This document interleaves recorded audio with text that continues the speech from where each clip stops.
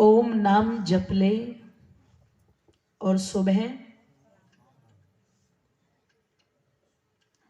दो बातें पता लग गई। नाम जपना है किसका? जोर से बोलो। माताएं बोल रही थी हमें कुछ बता के जाना। अच्छा, 2 दिन से क्या हम यहाँ कबड्डी खेल रहे हैं?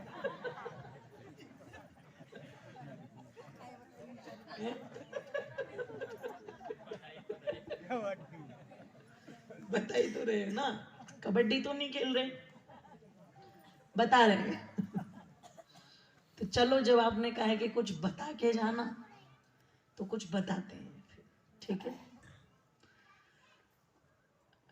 ईश्वर का निज नाम, मुख्य नाम ओम है, ये आपने बार बार सुना है। और हमें इस ओम नाम का जाप करना चाहिए कितने समय? बोलो। सुबह और घर में दीपक कितने समय जलाते हैं? सुबह शाम, है ना। और कोई दोष नहीं है, पर वो दीपक जब भी आप जलाओ, तो जब व्यक्ति अपने लिए घी लेता है, वैसे यहाँ पर मैं ये बात कहूँ, मुझे नहीं लगता कि यहाँ ये बात सच होगी, क्योंकि गांव में रहने वाले लोग पशुपालन अधिक करते हैं और उनके पास में शुद्ध दूध, शुद्ध घी होता ही है। लेकिन अब जैसे यहाँ पर मैं देख रही हूँ ना, मतलब गांव का वातावरण बड़ा एकदम बिल्कुल आनंद करने वाला। आपको लगता है नहीं लगता है, लेकिन हमें लग रहा है। और ये भी बात सच सच है बिल्कुल कि मतलब गांव का फील आ रहा है कि हाँ, हम गांव में हैं। नहीं तो जैसे पूज्य आचार्य जी ने कहा था कि गांव भी शहर बन चुके हैं, तो वो स्थिति उधर की है थोड़ी सी। तो यहाँ पर तो ज्यादातर पशु के पालने वाले लोग हैं, तो शुद्ध दूध, शुद्ध घी आपके यहाँ पर मिलता ही है। लेकिन आप बड़ी बड़ी सिटी में चले जाओ, या जो नगर हैं उनमें आप चले जाइए, या जो बहुत आधुनिक स्तर पर गांव है उनमें आप चले जाइए, तो वहां पर जाकर के जब घी की बात आती है तो वो कहते हैं अमूल का घी देना, अच्छा तो है ना ये? बोले हाँ, अच्छा रहेगा। पतंजलि का दे दो, अच्छा तो है ना ये? बोले हाँ हाँ, बहुत अच्छा रहेगा। तुमने ऐड नहीं देखा स्वामी रामदेव जी का, है ना? देसी गाय का शुद्ध घी, है ना। अब जितना घी बिक रहा है इतनी तो गाय नहीं है हिंदुस्तान में। तो बोले ये घी ले जाओ, ये ले जाओ, ये अच्छा है। मतलब अपने खाने के लिए आप उस घी को ले रहे हो, कम से कम जो आपको 575 का या 495 का ऐसे ही कुछ रेट रहते हैं उनके, वो आप ले रहे हो। और यदि आप देसी गाय की बात करोगे तो शायद आपको तो यहाँ सुनकर के हैरानी होगी। आप अमेजोन पर जाकर के सर्च करिएगा साहिवाल गाय का घी, गीर गाय का घी, तो वो 3000 रुपए किलो के रेट के हिसाब से वहां पर आएगा। और 3000 रुपए किलो नहीं तो 1700-1800 रुपए किलो तो बिल्कुल खुला हरियाणा में भी बिक रहा है साहिवाल गाय का घी। कोई ज्यादा ही जानकारी में है तो 1500 दे देंगे, है ना। कोई गौशाला वाले परोपकार कर रहे हैं तो चलो वो 1200 में दे देंगे, लेकिन उससे नीचे तो नहीं, उससे नीचे तो बिल्कुल नहीं। तो आप विचार करना, अब वो अपने खाने के लिए भी अगर ला रहे हैं तो कम से कम 575 या फिर उससे ऊपर, या फिर थोड़ा 2-4-5 रुपए उससे नीचे, इतना तो ला ही रहे हैं ना। लेकिन जैसे वो दुकानदार से कहेंगे कि पूजा वाला घी देना, कौन से वाला घी? पूजा वाला, तो दुकानदार 120 रुपए किलो का डब्बा उठा के लाता है। कितने रुपए का बताया मैंने? और ये हैरानी नहीं है, ये मैं अपनी तरफ से नहीं बोल रही हूं। अगर आपको खरीदना है तो मैं आपको बाजार से वो दिलवा सकती हूँ। 120 रुपए किलो, आप सोचो 120 रुपए किलो घी जो आएगा वो क्या घी होगा। अरे तुम भैंस का भी घी बेचते होंगे तो 700, 800, 900 उसका भी भाव होगा कि नहीं होगा माता? और रेट उसका भी होगा ना। गाय का उससे ऊपर का है और भैंस का उससे नीचे का, तो 800 रुपए तो बिक रहा होगा भैंस का भी। अब आप सोचो, विचार करो, कहा तो 800 रुपए, 1000 रुपए, 1200 और 3000 तक पहुंच रहा है। बड़ी बड़ी सिटी के अंदर जो रहते हैं ना, हमारे पास में फोन आते हैं, हमारे भैया हैं कई जो साहिवाल गाय का पालन पोषण करते हैं और वो बिल्कुल शुद्ध घी बना करके भिजवाते हैं। तो बोलते हैं भिजवा दो, चाहे 5,000 रुपए किलो मिले, उससे मतलब नहीं है, क्योंकि पैसे की कमी नहीं है, शुद्धता की कमी है, पर भिजवा दो। ये स्थिति है। और कहा 120 रुपए प्रति किलो आपको दे रहा है कोई दुकानदार, तो वो क्या देगा? और उस घी से आप भगवान का दीपक जला रहे हो, तो वो आपको लाभ पहुंचाएगा कि हानि पहुंचाएगा? आप तो नहीं जला रहे हो मतलब, लेकिन जो भी कोई अगर उससे जला रहा है इतने सस्ते घी से, वो घी नहीं है, वो तो एक तरह से कबाड़ा है बिल्कुल, है ना? और वो कबाड़ा आपके घर में जलेगा तो लाभ होगा या हानि होगी? चलो, तुम घी तो शुद्ध प्रयोग करते होंगे, पर अगरबत्ती धूपबत्ती तो नहीं बनती साटा में, वो कहां से लाते हो आप? जोर से बोलो। और जितना अच्छा सेंट उसमें डाल दे उतनी ज्यादा। आप किसी के भी ले आओ, चाहे एडवर्टाइज उसका अमिताभ बच्चन करे, चाहे हेमा मालिनी करे, अनुराधा पौडवाल करे, या कोई भी करे, कोई भी अगरबत्ती आप लेके आओ, धूपबत्ती लेके आओ, इनमें सब में बांस होता है। और जितने बड़े बुजुर्ग बैठे हैं, मुझे नहीं पता, पर शायद आप बता देंगी, मेरी माताएं बता देंगी, घर में बांस का जलाना शुभ माना जाता है या अशुभ माना जाता है? जोर से बोलो। अशुभ मानते हैं ना? अशुभ मानते हैं। नहीं, मैं कहती तो सही हूं, तो मैं समझ नहीं आ रही।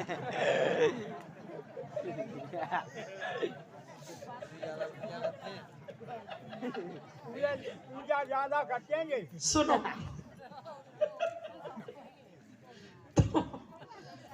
अब आप खुद बोल रहे हैं, आप खुद एक्सेप्ट कर रहे हैं इस चीज को कि बांस का जलाना अपशगुन है। जितनी आपकी धूपबत्तियां अगरबत्तियां बन रही हैं, उनमें सब में बांस है। टोटल में आपको कोई 50 रुपए में अगर तगर देगा, एक बार पंसारी के यहां पर जाकर के अगर तगर का रेट पूछना, आंखें खुल जाएगी तुम्हारी। तुम्हें 260 रुपए के चमन प्रास में कोई स्वर्ण भस्म मिला करके देगा? तुम पंसारी के यहाँ जाकर के स्वर्ण भस्म के रेट पूछना। ये बैठे हुए हमारे चंदन जी, पोरसा में एक वैद्य जी पकड़े हुए हैं इन्होंने, है ना? अरे बड़े अच्छे हैं वो वैद्य जी आपके, बहुत अच्छे हैं। और जो भस्म उन्होंने बताई, जब तो मैंने बोला, मैंने कहा एक काम करो, आप ही बना करके दे दो। तो 15 दिन की दवाई जो बनी थी, किसी कारण की बनवाई थी, तो वो 3500 रुपए की बनी थी, 15 दिन की दवाई। अब आप सोचो उसमें कितनी भस्में मिलाई गई होंगी, और 260 रुपए में सोना चांदी चमन परास है। 50 रुपए, वो 50,000 रुपए तोला सोने का भाव, और तुम्हें 260 रुपए में मिला के देंगे? वो पागल होगी क्या दुनिया? सोचो, आप विचार करो, चिंतन करो। आप खूब धड़ल्ले से जला रही हो अगरबत्ती, है ना? कुछ कुछ तो ऐसी भी होंगी जो जब भी चलती है ना रास्ते में, अपने थैले में बोले ला दीपक घी तो कौन रखेगा, अगरबत्ती रख के चलूं। जहां भी उसे इतना सा भी पत्थर रखा हुआ मिल जाए, वहीं जला देती है वो बस रास्ते में। और हमारे उपदेशक तो सुनाया करते हैं, एक जगह वो सड़क पर जो पत्थर गड़ा रहता है ना, जिस पर लिखा हुआ होता है यहाँ से मुरैना 10 किलोमीटर, है ना? तो एक तो उसी पर जल चढ़ा रही है, अगरबत्ती घुमा रही है उसके सामने। किसी ने कहा माता जी ये क्या कर रही हो? अरे बोले दिख नहीं रहा, मैं सड़क देवता की पूजा कर रही हूँ। इसने कहा ये कौन सा देवता पैदा हो गया कि ये सड़क देवता है? इसने कहा माता जी ये सड़क देवता नहीं है, इस पर लिखा हुआ है कि यहाँ से मुरैना 10 किलोमीटर है। बोले देख मेरे देवता की ताकत, यहीं बैठे बैठे बता रहा है मुरैना की दूरी, इससे बड़ी बात और क्या होगी?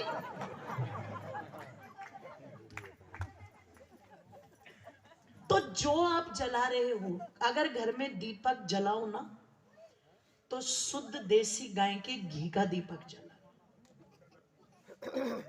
और शुद्ध देसी गाय, भैंस की कभी मत जलाना। नहीं, इतना तो कम से कम प्रयास कर लो, शुद्धि अगर चाहते हो तो। जब आप दीपक 2 समय जलाते हो, तो हमें इस ओम नाम का या गायत्री मंत्र का जाप भी कितने समय करना है? 5 समय वाला कोई फंडा नहीं है, केवल 2 समय, है ना मातो? और वो 2 समय आप ऐसा समय जरूर निकालो जिसमें बैठ करके ओम का या गायत्री का जाप कर सको। ये होना चाहिए, आप करोगी आगे ये संस्कार चलेंगे। आइए मैं थोड़ी सी चर्चा आप लोगों के मध्य में करूंगी। पूज्य आचार्य जी दिन में आज एक बात बोल रहे थे बच्चों के लिए और माता पिता को फटकार लगाते हुए कि आप जब सेवा की बात करते हैं तो आपने अपनी संतानों को क्या वो सेवा करना सिखाया। ये बात चल रही थी, मैं इस बात को यहां से आरंभ करूंगी। आप जितने भी यहाँ पर बैठे हुए, ज्यादातर किसान कौन कौन बैठे हुए, जरा हाथ उठाना। अच्छा, कुछ ने तो हाथ उठा दिए, कुछ बोल रहे बोले बिल्कुल मोहर लगी हुई है, किसान ही है। जानती तो मैं भी हूं, पर हाथ क्या तुम्हारे चिपक गए सबके। किसान ही बैठे हुए ना सभी। धन्यवाद, बहुत बहुत धन्यवाद। आप मुझसे बहुत अच्छी तरीके से जानते हैं कि जब आपको खेत में कोई भी फसल बोनी होती है, आपके यहाँ पर सरसों होती है, मक्का होता है, बाजरा होता है, चना होता है आपके यहाँ पर, है ना। चलिए ये फसल ले लेते हैं। जब भी ये फसल आपको बोनी होती है तो बोने से पहले आप खेत की बहुत अच्छे से तैयारी करते होंगे, बराबर। उसके बाद में आप उस जमीन के अंदर जो बीज डालते हो, या तो वो बीज आपने सुरक्षित रखा है या आप उसको खाद बीज भंडार वाले से लेकर के आए हो। तो जो बीज के लिए आप रखते हो वो बीज अच्छी क्वालिटी का रखते हो कि घटिया क्वालिटी का। अगर आप दुकानदार से भी ला रहे हो तो शायद आप एक बात कहते होंगे कि चाहे 2 रुपए 4 रुपए ज्यादा लगा लेना, पर बीज अच्छा देना, उसकी नस्ल अच्छी होनी चाहिए, है ना। अगर नस्ल अच्छी होगी तो फसल भी अच्छी होगी, और अगर नस्ल में कोई कमी है, वो घटिया है, कमजोर है, या कोई भी और उसमें दोष है किसी भी प्रकार का, तो आगे जो उससे उत्पन्न फसल होगी भ्राता जी, वो कैसी होगी, वैसी ही होगी। इसका मतलब नस्ल से फसल बनती है ना। अब इसी कृषि के उदाहरण को आज वर्तमान में यदि हम गृहस्थ आश्रम पर जोड़ दें, चारों आश्रमों में जब महर्षि दयानंद जी से पूछा कि सबसे ज्येष्ठ और श्रेष्ठ आश्रम कौन सा है, तो ऋषि दयानंद जी जो थे ना, वो बहुत संकुचित विचारधारा के नहीं थे। महर्षि दयानंद के विचारों में एक नवीनता में देखती हूं, एक मॉडर्निटी में देखती हूं। मतलब रूढ़िवाद नहीं है उनके अंदर, कहीं पर भी नहीं है। वो खुद सन्यासी थे, लेकिन उन्होंने, जैसे आज लोग अड़ जाते हैं ना कि सन्यासी सबसे बड़ा, वो अड़े नहीं। उन्होंने कहा कि जैसे संसार की समस्त नदियां समुद्र में जाकर के आश्रय पाती है, ऐसे ब्रह्मचारिणियों का संरक्षण किसके माध्यम से होगा, गृहस्थियों के। हम गुरुकुल खोले, कोई भी खोले, और दान की अपील किससे की जा रही है? अब हम बाबा जी से थोड़ा मांगेंगे नहीं, गृहस्थियों से बोलेंगे ना। और उधर वानप्रस्थियों को अपना जीवन निर्वाह करना है, सन्यासियों को करना है, तो वो किससे अपेक्षित होंगे, किससे अपेक्षा रखेंगे, बोलो, गृहस्थियों से। तो ऋषि दयानंद कहते हैं जैसे संसार की समस्त नदियां समुद्र में जाकर के आश्रय पाती हैं, ऐसे ये जितने भी आश्रम, जितने के माने ये तीनों आश्रम, ब्रह्मचर्य, वानप्रस्थ और संन्यास, ये गृहस्थ से आश्रय पाते हैं। तो सबसे ज्येष्ठ क्या कहा माताओं, 12 मास में एक मास का नाम क्या है, बोलो, जेठ। ये ज्येष्ठ नहीं बोल रही, ये जेठ बोल रही है। और जैसे घर में भी जेठ का बड़ा दबदबा होता है ना, घर में आ जाए बच्चों के ताऊ जी, ए मेरा जेठ आ गया, मेरा जेठ आ गया, जेठ ना है जैसे भेड़ी आ गया हो कोई घर के अंदर, है ना, दबदबा होता है पूरा उसका। तो कहा कि सबसे ज्येष्ठ यानी कि बड़ा और सबसे श्रेष्ठ कौन सा आश्रम है, गृहस्थ। पर मेरे कहने से या ऋषि दयानंद के कहने भर से हो जाएगा क्या, नहीं, इसे ज्येष्ठ और श्रेष्ठ बनाना पड़ेगा। आइए यहीं से चलते हैं, चर्चा आज पूरी नहीं होगी, उसको कल तक पूरा करेंगे अपन। अब ज्येष्ठ और श्रेष्ठ बनाने के लिए महर्षि दयानंद ने कहा कि जब किसी युवक और युवती का विवाह करो, बहुत ध्यान से सुनना, ये नहीं लिखा कि जमीन से जमीन मिला लेना, हवेली से हवेली मिला लेना, गाड़ी से गाड़ी मिला लेना, और जहां ये वाला मामला फिट बैठे, ये नहीं लिखा।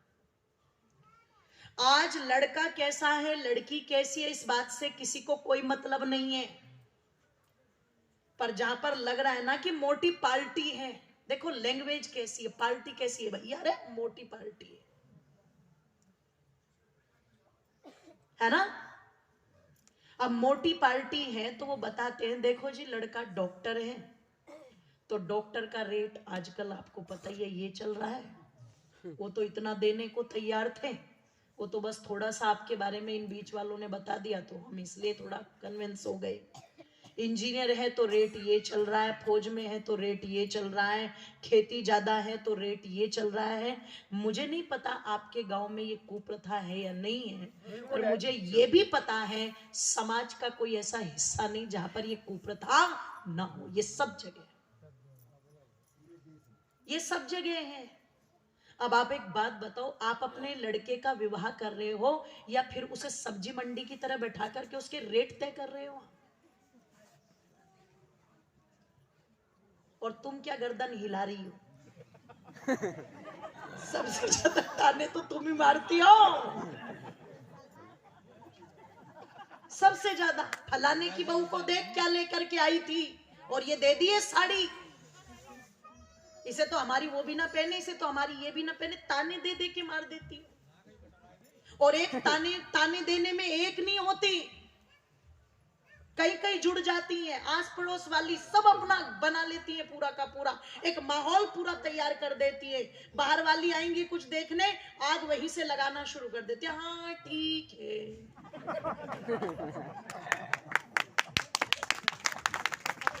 ओहो, ये बहुत खुश होंगे आज के प्रवचन से।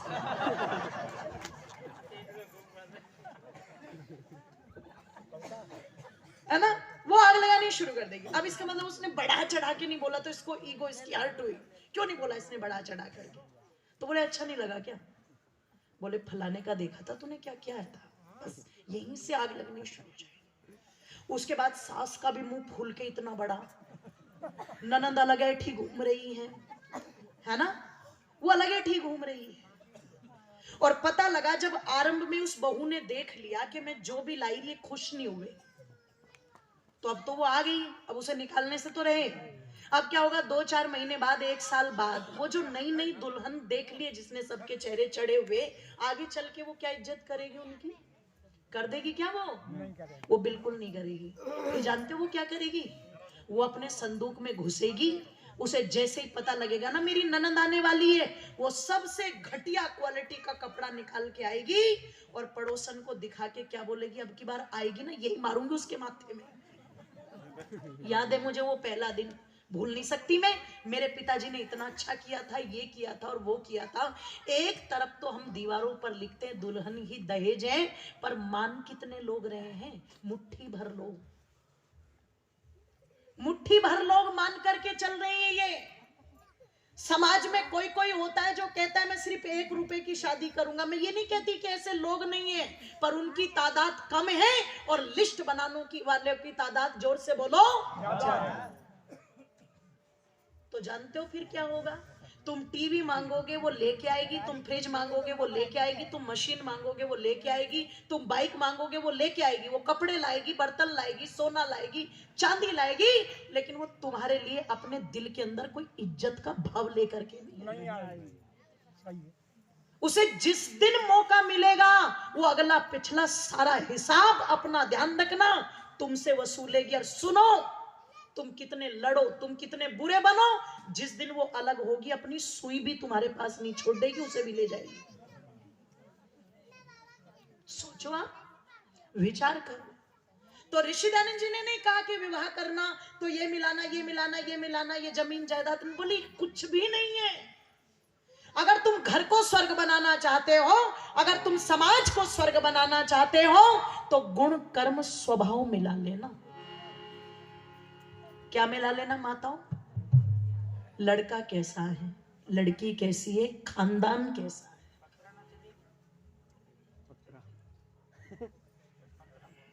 हाँ मैं समझ रही हूँ जी। लड़का कैसा है, लड़की कैसी है, इनका खानदान कैसा है, ये देख लेना। जहां खानदान देख करके विवाह होते थे, जिंदगी भर उन रिश्तों में कोई दिक्कत नहीं थी। आज खानदान देखना बंद कर दिया और मालदार देखने बोलो आरंभ कर दिया। और अपनी तसल्ली के लिए जो मुनि जी कह रहे हैं फिर वो कर देते हैं अपनी तसल्ली के लिए। क्या कर देते हैं अपनी तसल्ली के लिए? कुंडली मिला दो। वैसे मैं आपको बताऊं, संभवतः आचार्य दास ने लोकेश जी का नाम सुना होगा। आचार्य जी, मुझे बहुत कुछ सीखने को मिला उनसे। अभी पिछले दिनों दिल्ली में एक सेशन उनका था, मेरा प्रोग्राम था रात्रि का मुख्य, तो बहुत कुछ सीखा वहां पर। और ये कुंडली क्या है, पत्री क्या है ना, दिशा शूल क्या है, मंगली होना क्या होता है, ये ग्रह, ये जो चढ़ाई घूम रहे हैं ना आज, है ना, चढ़ाई घूम रहे हैं। जिस शनि को तुम पर चढ़ाया जाता है ना, जिस पृथ्वी पर तुम रह रहे हो, ऐसी 7 पृथ्वियां समा सकती है शनि ग्रह में, इतना बड़ा है वो। 7, एक नहीं 7। और वो 6 फुटिये के ऊपर आकर के चढ़ेगा, बताओ है? सोचो आप। तो ये केवल अपनी तसल्ली के लिए कुंडली मिलाई जाती है। ऋषिदानंद जी ने कहा गुण कर्म स्वभाव मिलाना, दौलत को मत देखना, दोनों के स्वभाव को देखना, तब विवाह करना। और जब दोनों के गुणकर्म स्वभाव मिला करके विवाह होगा तो क्या होगा? संतुष्टो भार्या भर्ता भत्रा भार्या तथैव च यस्मिन्नेव कुले नित्यम कल्याणम तत्र वै ध्रुवम। फिर पति और पत्नी दोनों में सम्मान का भाव पैदा होगा, सच्चा प्यार होगा, दिखावटी नहीं, सच्चा होगा। और जहां ये होगा वहां क्या होगा? पति और पत्नी में जहां प्यार है,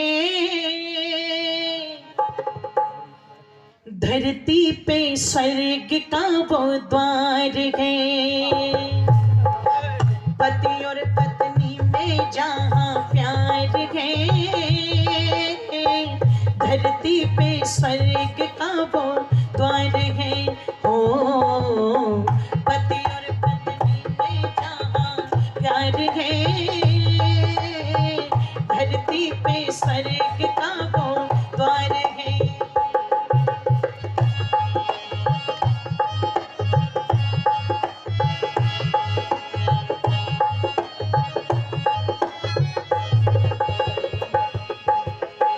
स्वर्ग है दुखों का जहां है, हरदम ही रहना वहां बसंत है।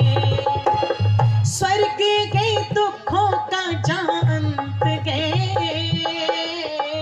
हरदम ही रहना वहां बसंत है। उस घर की बगिया में बहार है,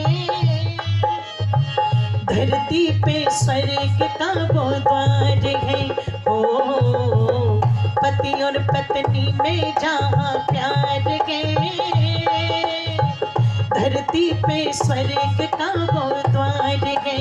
ओ पति और पत्नी में जहां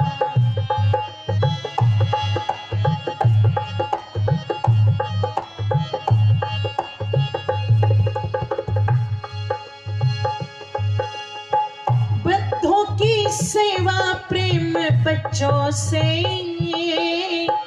घर में के ही रेशम के लच्छों से। वृद्धों की सेवा प्रेम बच्चों से, घर में के ही रेशम के लच्छों से। स्वस्थ ही उसका संसार है, स्वस्थ ही उसका संसार है। धरती पे स्वर्ग का वो द्वार है।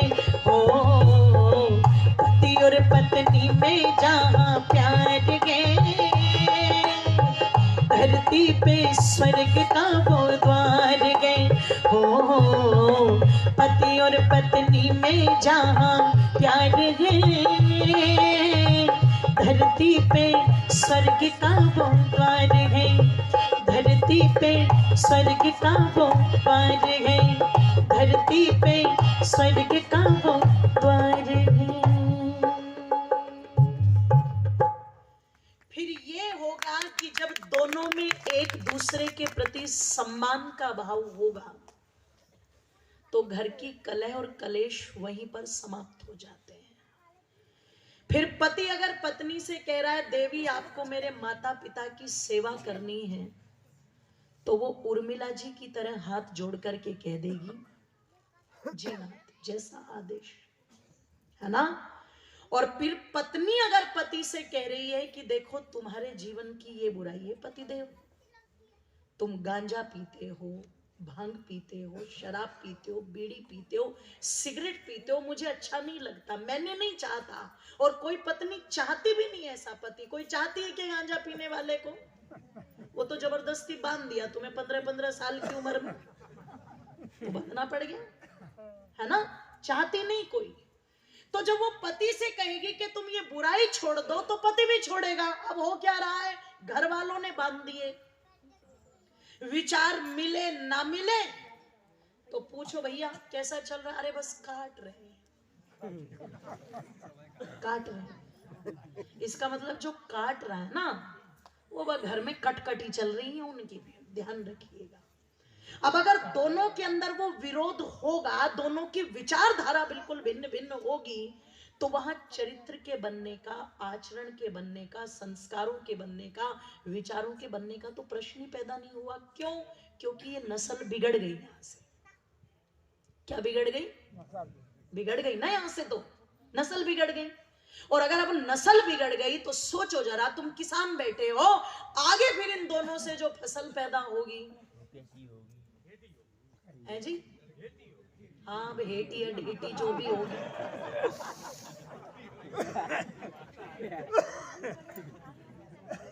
अब जो भी होगी, अब तुम समझ लो, बस अपनी भाषा में समझ लो, वो ज्यादा बढ़िया है, ठीक है ना।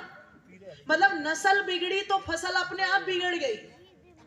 अगर पिता के जीवन में उसका आचरण दूषित है, उसका विचार दूषित है, उसका चरित्र दूषित है, तो बेटा कहां से सदाचारी बन जाएगा? अगर बेटे को राम बनाना है तो फिर राम को बनाने के लिए दशरथ तो बोलो चाहिएंगे कि नहीं चाहिएंगे? अगर बेटे को राम बनाना है तो उसके लिए तो कौशल्या की जरूरत पड़ेगी कि नहीं पड़ेगी? अगर बेटे को कृष्ण बनाना है तो ध्यान रखना, कृष्ण कंस से पैदा नहीं होंगे, कृष्ण देवकी और वासुदेव से ही पैदा होंगे। अब तुम विचार करो, तुम में से कितनी देवकी बनने को तैयार है और कितने वासुदेव बनने को तैयार है? क्योंकि कुछ कुछ वासुदेवों को तो मैं भी जानती हूँ, 80 साल की उम्र हो गई और पता लग गया ना मुरैना में सपना चौधरी आई हुई है, अपना एटीएम कार्ड लेके वहीं चला जाएगा, वहीं चला जाएगा। अच्छा चलो, परीक्षित जी बैठ गए, तो आप भी गए थे उसमें आज? बहुत देखो ये सच्चाई निकलती है ना, ये भी गए थे, और वो तो लट्ठमार हुई होगी तो सुनो सोचोगा भागो भागो आर्य समाज में ही जान बचेगी, कम से कम लट तो नहीं बचते बिल्कुल भी, है ना। अब वो पता लगा वहीं पे पहुंच जाएगा।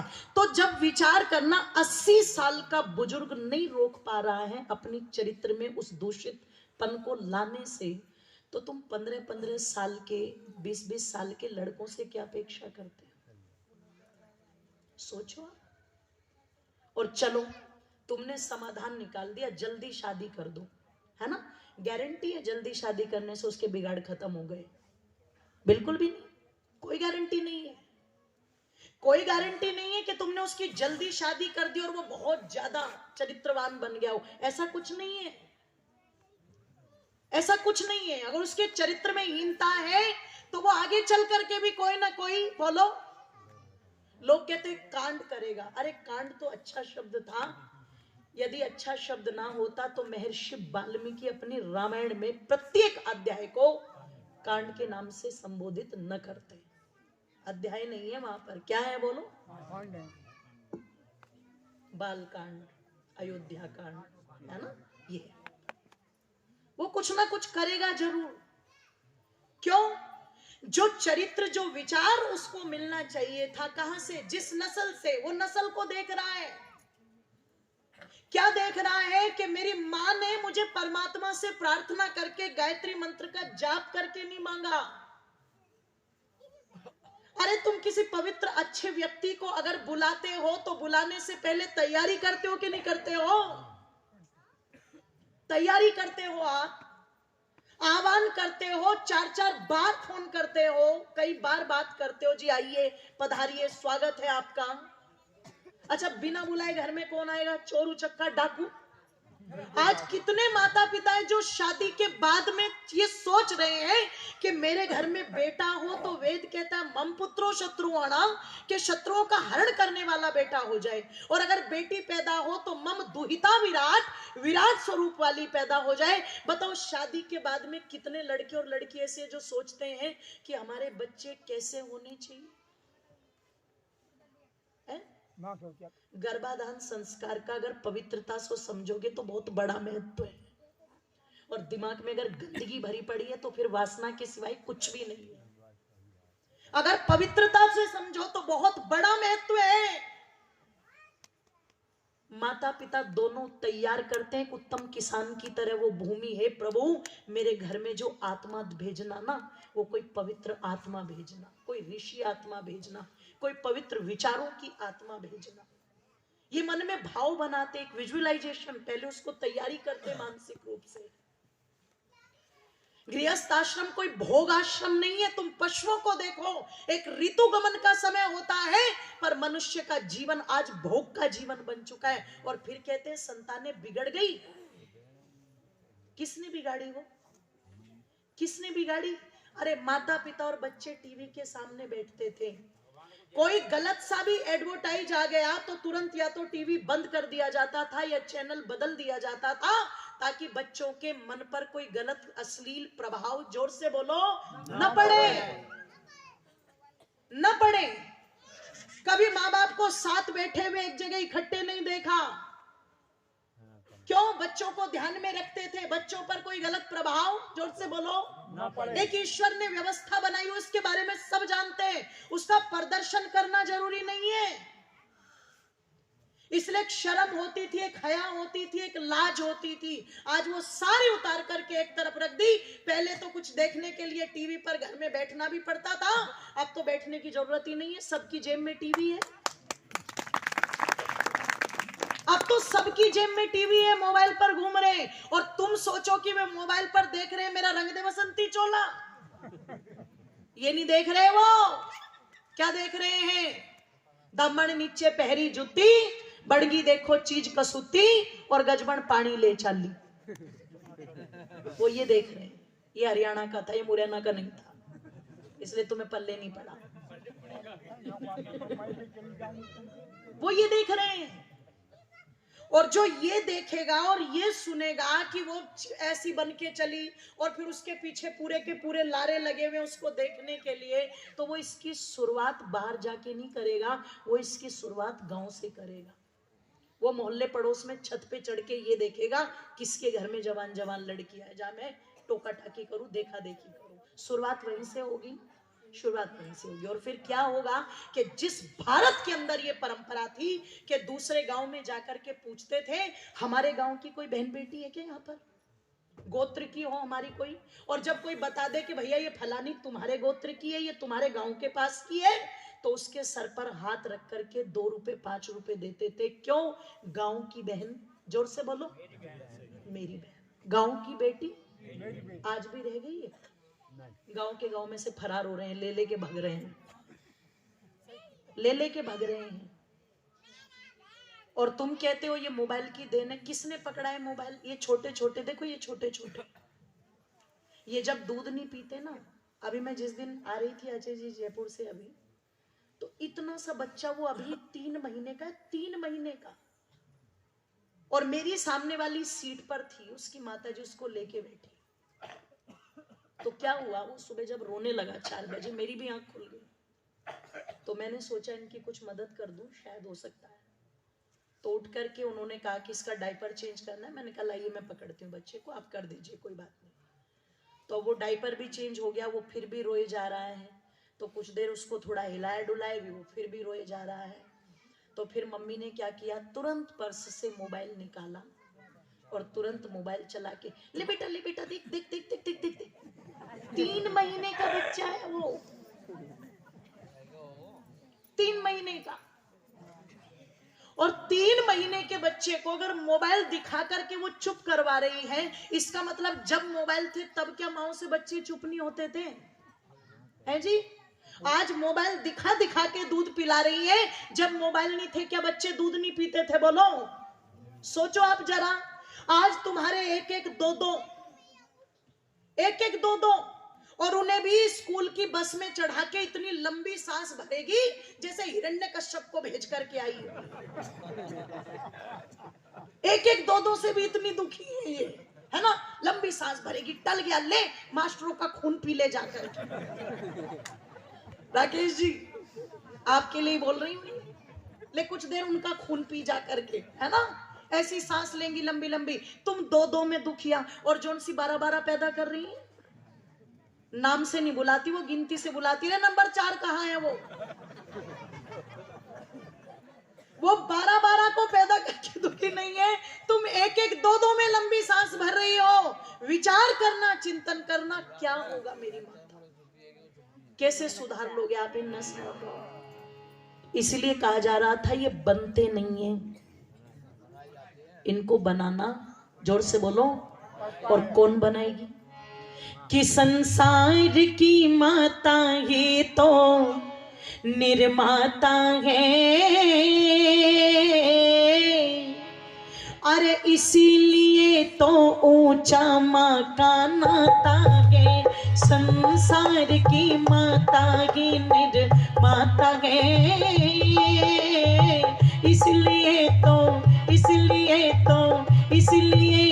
ऊंचा माँ का नाता है, इसीलिए तो ऊंचा माँ का नाता है। संसार की माता ही निर्माता।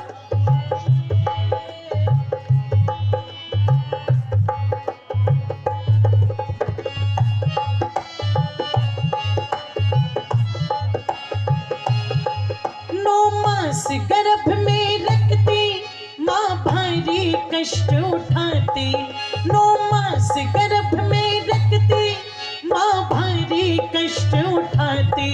बच्चे को खिलाती पहले खुद भूखी मरती जाती, बच्चे को खिलाती पहले खुद भूखी मरती जाती। ये प्यारी माता है, इसलिए तो चामा का नाता है, इसलिए तो चामा का नाता है। संसार की माता ही निर्माता है, इसलिए तो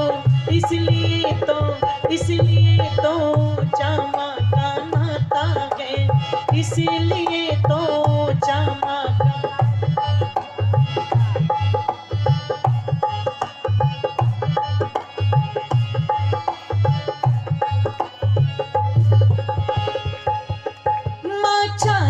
तो बालक को कायरिया क्रूर बना दे, माँ चाहे तो बालक को कायरिया क्रूर बना दे, और बन के जीजा पाई शिवा से शूर बना दे, और बन के जीजा पाई शिवा से शूर बना दे। ये भाग्य विधाता है, इसलिए तो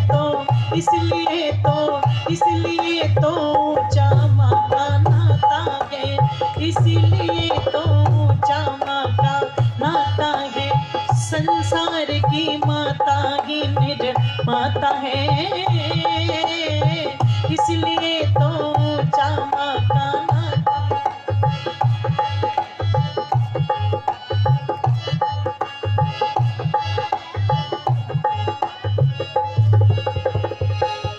यदि चाहते राम को लाना कौशल्या को लाओ पहले, यदि चाहते राम को लाना कौशल्या को लाओ पहले, यदि चाहते हो कृष्ण बनाना तो देवी की लाओ पहले, यदि चाहते हो कृष्ण बनाना तो पहले अभय यूं गाता है, इसलिए तो चामा का नाता है, इसलिए तो चामा का नाता है, संसार की माता ही निर्माता है, इसलिए तो चामा का नाता है, इसलिए तो चामा का नाता है, इसलिए तो चामा का नाता है, इसलिए तो चामा का नाता है। बोलिए सत्य सनातन वैदिक धर्म। निरुक्त में एक वाक्य आता है, माता निर्माता भवति, ये ईश्वर के लिए आया, पर जो निर्माण करे वो माता है। तो मेरी माता बहुत ऊंचा और श्रेष्ठ स्थान है आपका, इसलिए कहा कि वो दायित्व एक माँ का भी है। और आप सोचो सारी जिम्मेदारी इन्हीं की है, नहीं, आपकी भी है, बहुत ज्यादा है, आपकी भी है। एक माता पिता के संयोग से वो संतान पैदा हो रही है, जिसमें ये देखा जाएगा कि एक पिता कितना चरित्रवान, कितना सदाचारी, कितना खान पान से शुद्ध, कितना आचरण से शुद्ध,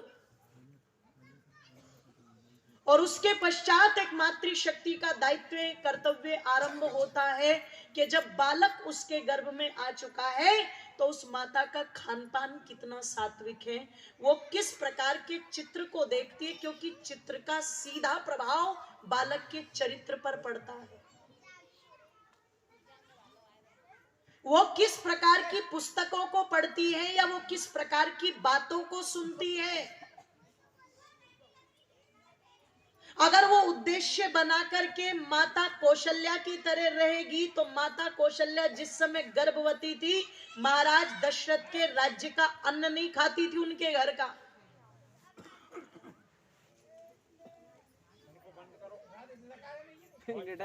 ये वो वाले होंगे ना कि जब ये गर्भ में होंगे और तुम टीवी पर बैठ के सलमान खान के ठुमके देख रही होंगी।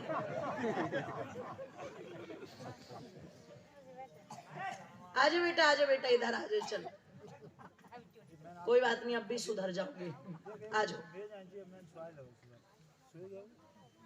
इन्हीं की तो चर्चा चल रही है। अब इन्हें किसी ने बैठना और सुनने का सिखाया ही नहीं तो बेचारे उनकी क्या गलती है ना। ये तो प्रोडक्शन है ना, फैक्ट्री तो तुम ही बैठे हो। आप विचार करना,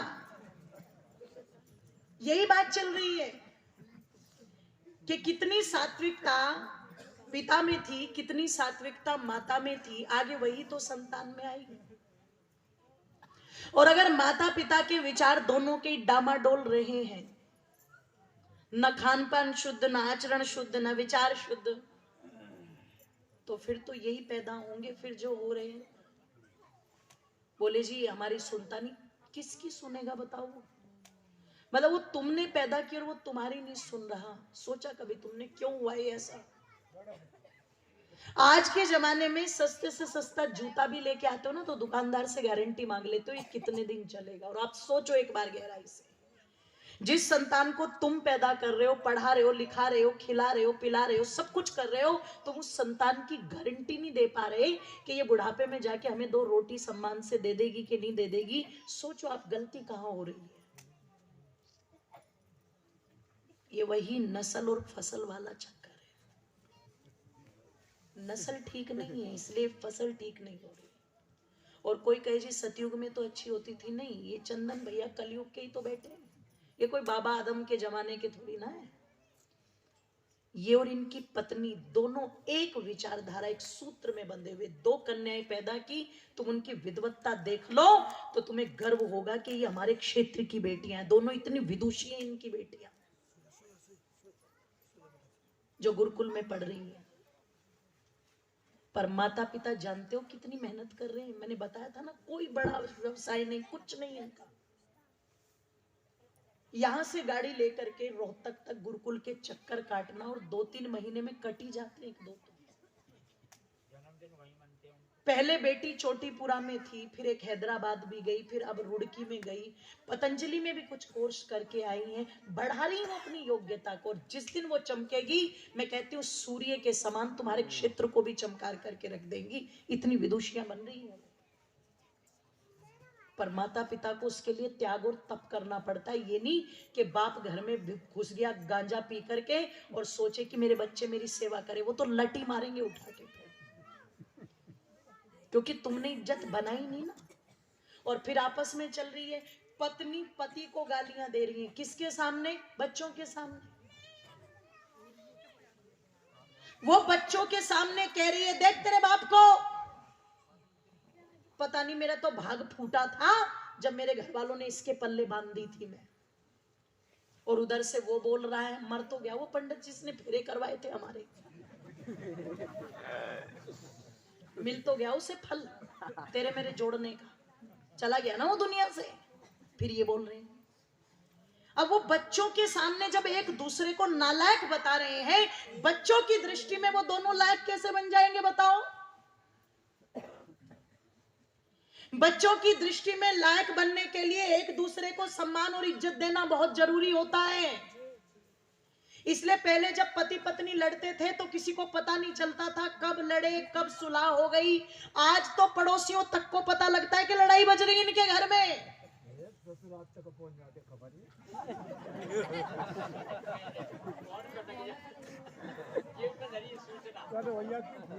है ना?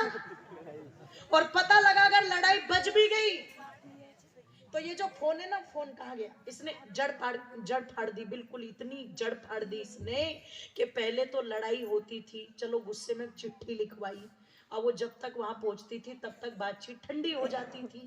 अब तो तुरंत फोन मिलाएंगी ये मायके में, तुरंत। सास को पता हो ना पता हो, ससुर को पता हो या ना पता हो, पर इनके घर में क्या सब्जी बनी, किसने कौन से कपड़े पहने, आज किसकी लड़ाई बजी, किसने क्या कहा, ये सारी बातें फोन पर किसको बता रही है? मायके में बैठी हुई अपनी माँ को। माँ है तुम्हारी इंदिरा गांधी जो समाधान करेगी आके? सारी बातें गुटर गुटर उसको बता रही है। और स्टाइल देखो, इनकी स्टाइल देखो, फोन पर लगी पड़ी है, फलाना ऐसा, ढिमका ऐसा, वो ऐसा, ये ऐसा, और आधा घंटे तक सबकी चुगली करके क्या कह रही है, हम तो किसी के बारे में कुछ बोलते नहीं।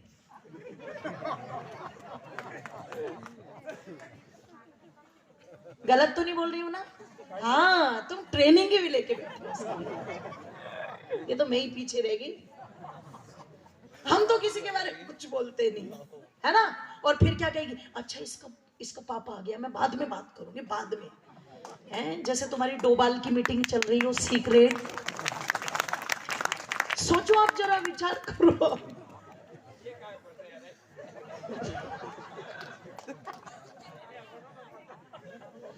ये मुनि जी यही कहेंगे, इन्हें बहन जी को ही बुला।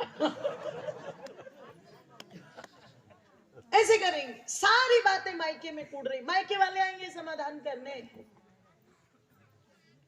क्योंकि वो वाली माँ तो अब रही नहीं जो पहले बेटी को शिक्षा देकर के भेजती थी कि बेटी अब ये घर तेरा नहीं, वो घर तेरा है। वो तेरी माँ है, वो तेरे पिता हैं, बेटी कोई ज्यादा बड़ी दिक्कत होगी तो हम हैं, लेकिन छोटी छोटी बातें यहां तक मत लाना, अपने घर की धज्जियां मत उड़ाना। वो वाले संस्कार तो माँ के खत्म हो गए। अब तो गाड़ी में बैठा करके एक बात तो हर माँ बोल देती है, सुई से लेकर के गाड़ी तक का सामान दिया है, किसी की सुनना मत। और बोले माँ अगर कोई सुनाने लगे तो बोलो कोई एक सुनाए ना, एक, कितनी सुनाना?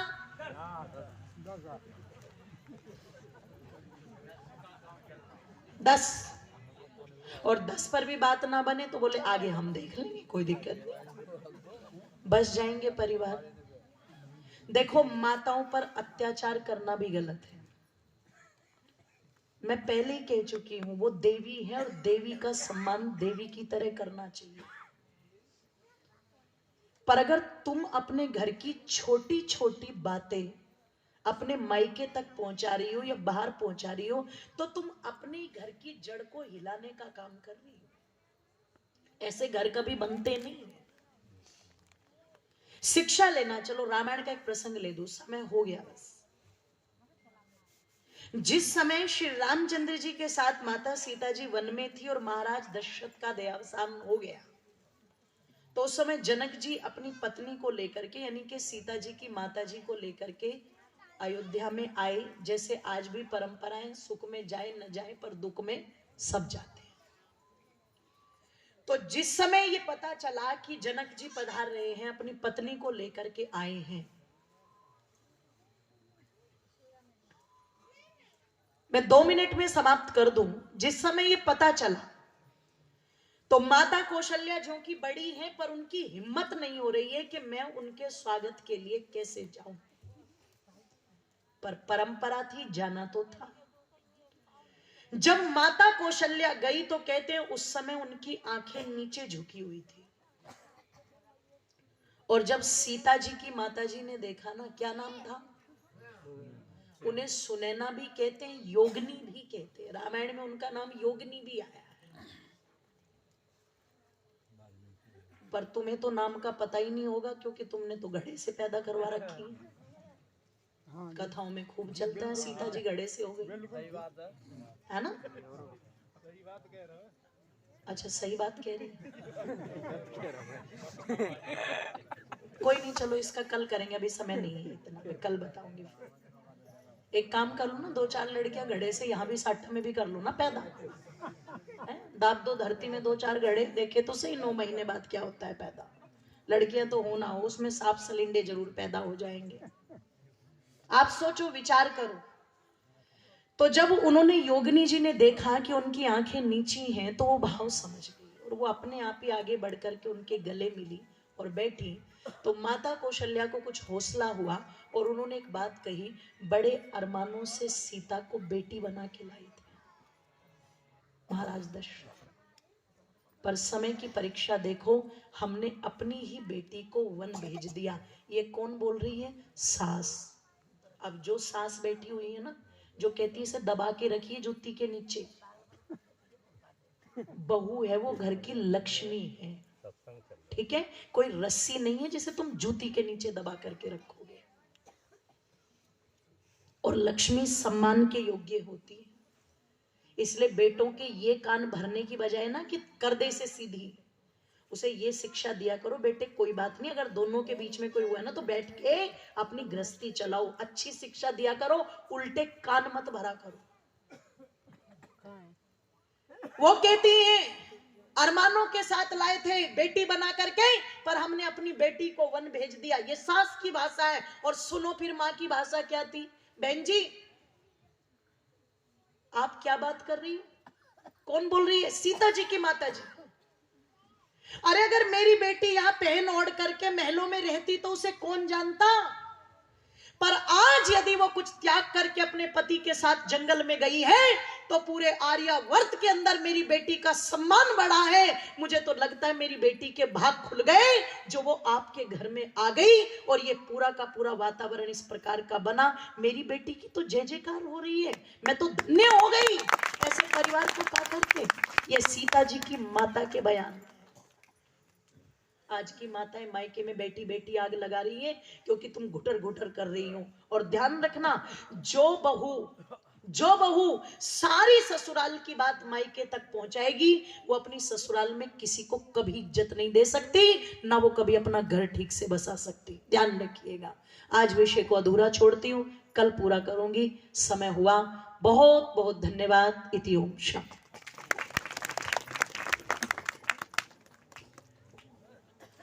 बहन जी का बहुत बहुत धन्यवाद और आप लोगों का भी बहुत